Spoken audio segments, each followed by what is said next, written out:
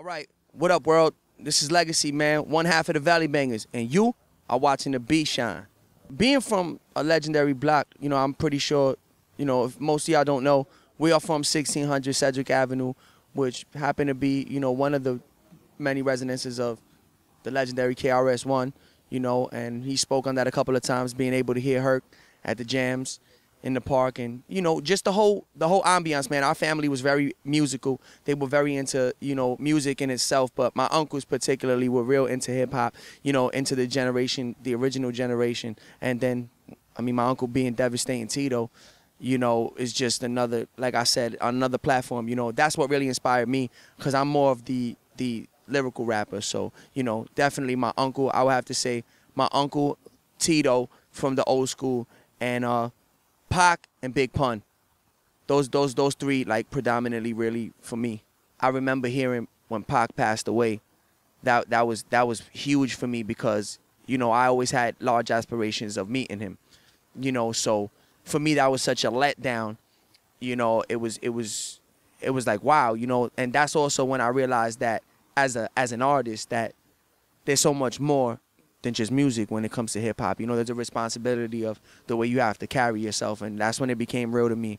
And I would have to say the other one, April 28th, 1998.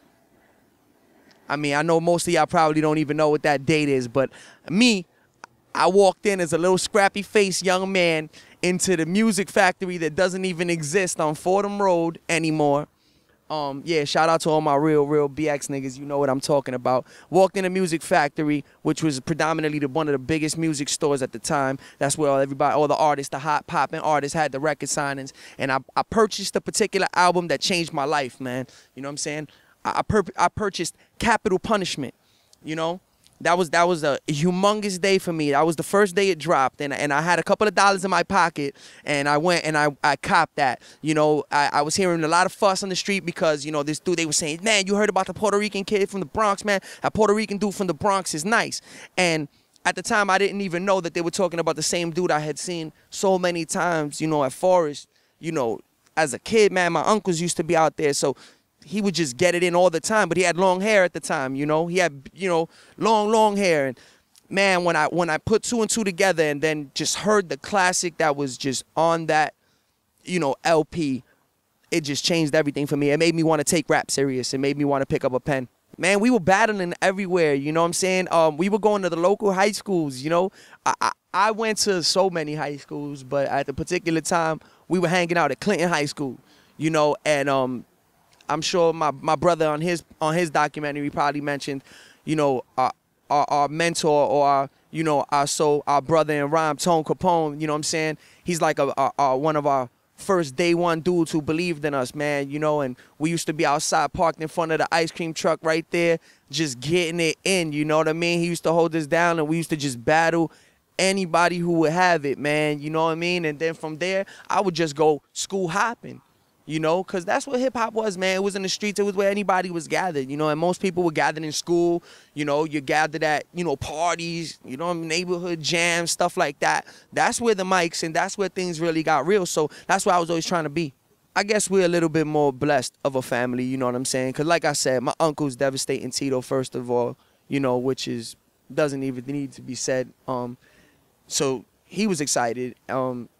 My moms and everybody, my dad was a singer himself. I don't know if I mentioned before, but yeah, I didn't always start off rapping. I actually started off writing R&B music, man, and singing, so that's where my parents, my parents, my family, and my uncles and everybody, they're all, either instrumentative or they sang or wrote.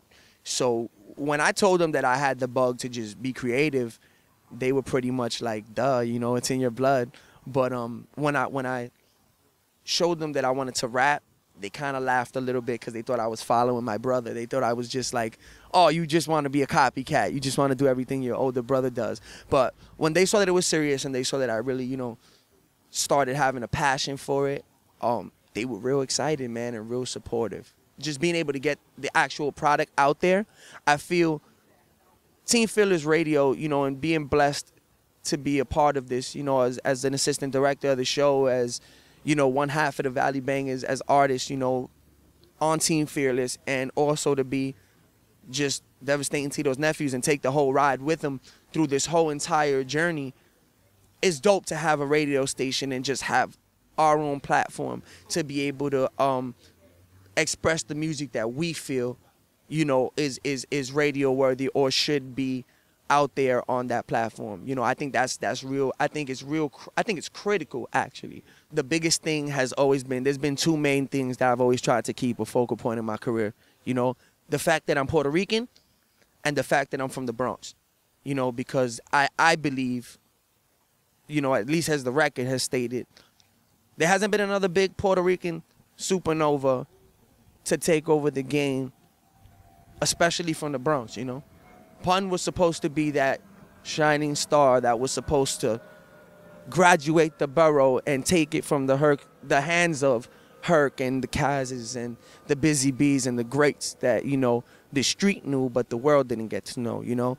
And when he you know, so tragically passed away, it was a big blow for the Bronx and it was a big blow for hip hop, but most importantly for Latinos, man. You know, it was a great thing for us, man. We were very proud of Pun, you know, to be able to go platinum, you know, first Latino to go platinum. That was no joke for us, you know. We took that to the heart. And I just feel like being from the Bronx and being, not only being Latino, but being Puerto Rican, I really pride myself on, you know, continuing to be lyrical, creative, and always make music that counts, you know.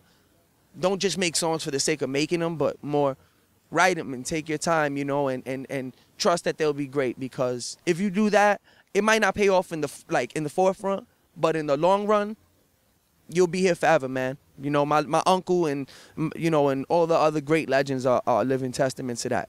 My name is Lega-C, and there actually is a reason, you know, behind that.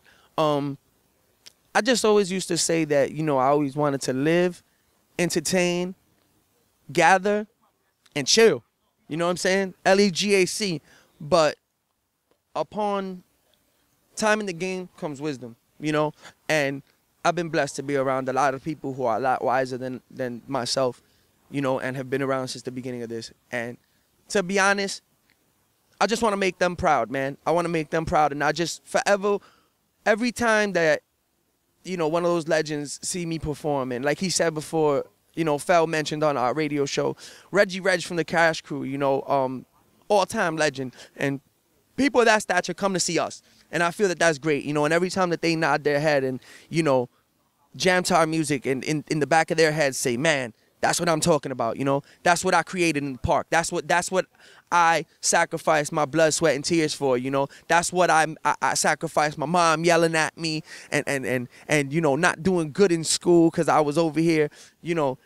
That means a lot to me. And I think at the end of the day, when they mention legacy, I just want them to mention, I want them to think automatically, man, that brother just loves what he does, you know.